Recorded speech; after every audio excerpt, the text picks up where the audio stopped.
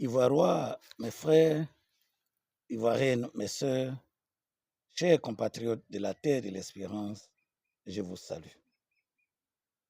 Je voudrais, parce que sincèrement je suis en colère, m'indigner pour le comportement de l'opposition politique en Côte d'Ivoire.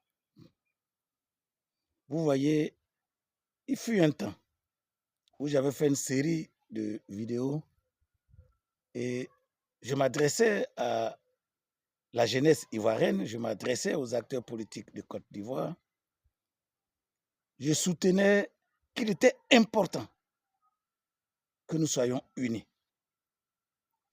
Quand il y a le mal, ensemble, dénonçons le mal.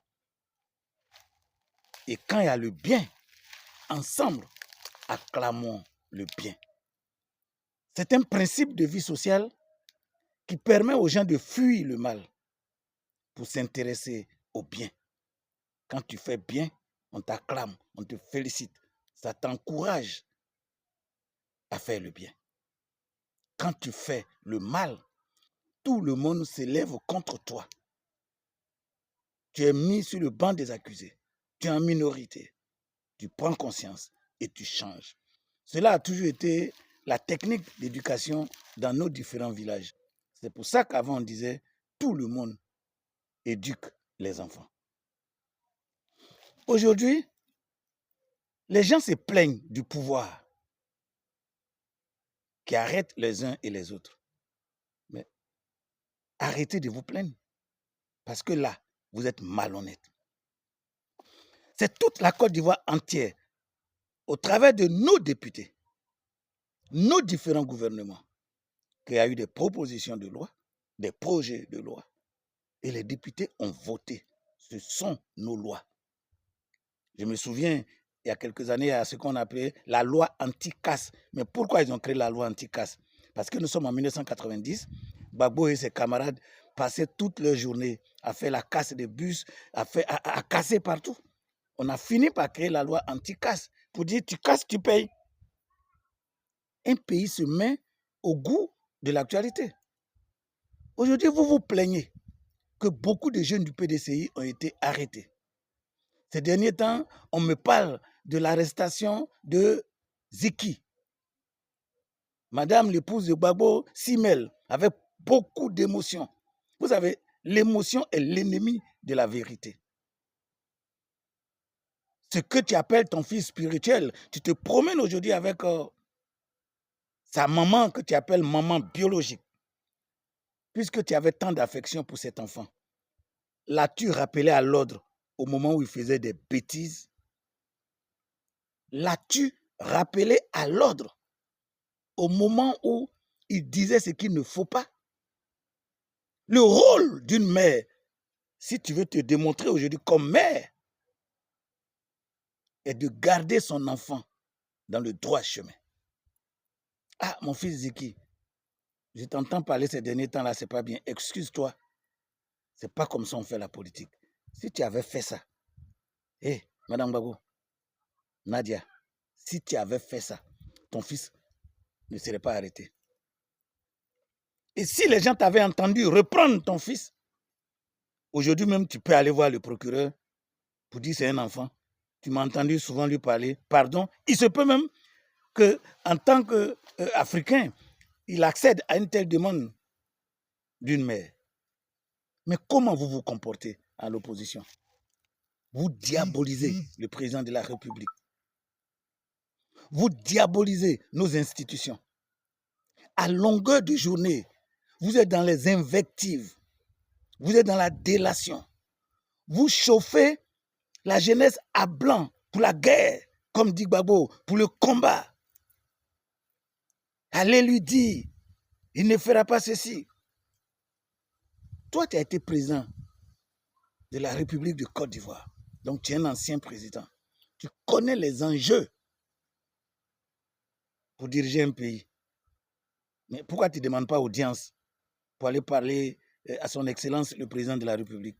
Et s'il ne te reçoit pas tout le temps, tu peux discuter avec lui. Mais pourquoi c'est la jeunesse que tu envoies? Ah, après, tu vas dire, quand on t'envoie, il faut savoir t'envoyer. Quel manque de responsabilité.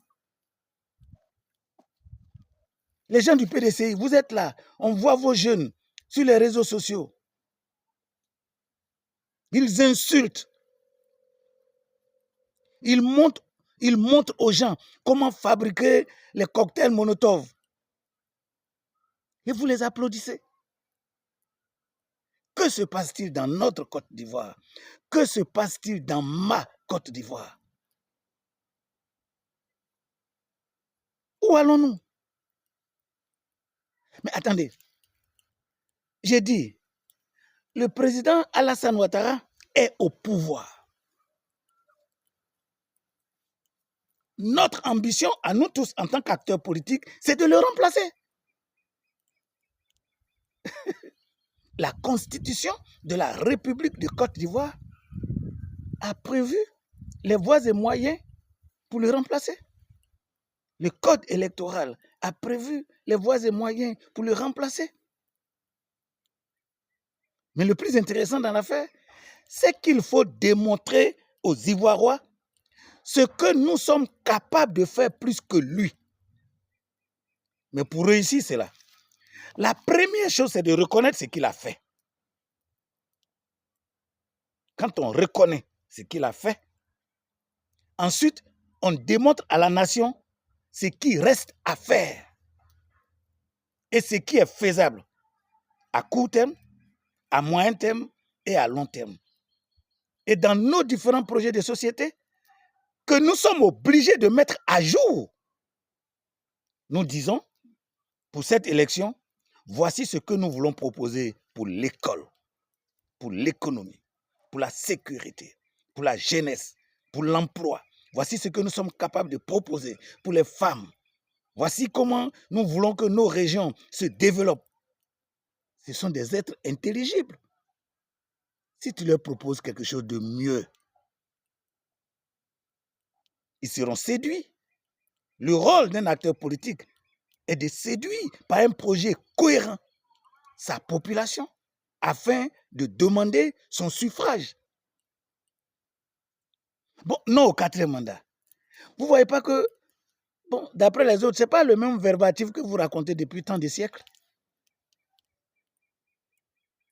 Aujourd'hui, vous avez partagé la Constitution, comme disaient les Blancs, un pizza, en plusieurs parts.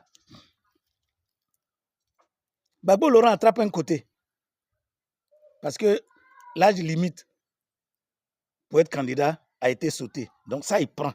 C'est pour ça qu'il veut être candidat. Quelqu'un d'autre, d'un côté, prend pour lui. Et il agit. Donc c'est un peu Côte d'Ivoire, je veux pas. Un côté m'arrange, je veux. Un côté m'arrange pas, je veux pas. Comment tu peux te lever pour dire qu'il ne faut pas que ton ami va être candidat? Maintenant, disons-nous la vérité. Est-ce que c'est M. Ouattara qui a éliminé vos candidats? Vous posez mal le problème, mais à dessein. Parce que vous voulez diaboliser M. Ouattara. Dire que c'est lui qui a empêché Laurent Gbagbo d'être candidat. Parce que vous voulez soulever tout le monde contre Ouattara. Au lieu de présenter un projet aux gens, vous envoyez les enfants des gens à la braise. Je voulais rafraîchir la mémoire de M. Laurent Gbagbo. Tu as dit, j'ai ordonné à la CRS de les mater. Après, on verra. Tu as même dit, vos ennemis, ce sont ceux qui veulent troubler la quiétude des Ivoiriens. Vous l'avez dit en votre qualité de président de la République de Côte d'Ivoire. Donc, vous êtes bien conscient que le président actuel, qui assume les mêmes charges que vous maintenant, ne va pas tolérer le désordre, le trouble à l'ordre public. C'est régalien.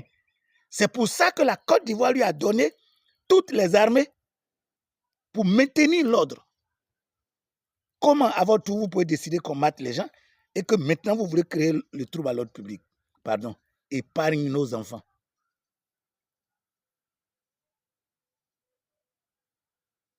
Épargne nos enfants.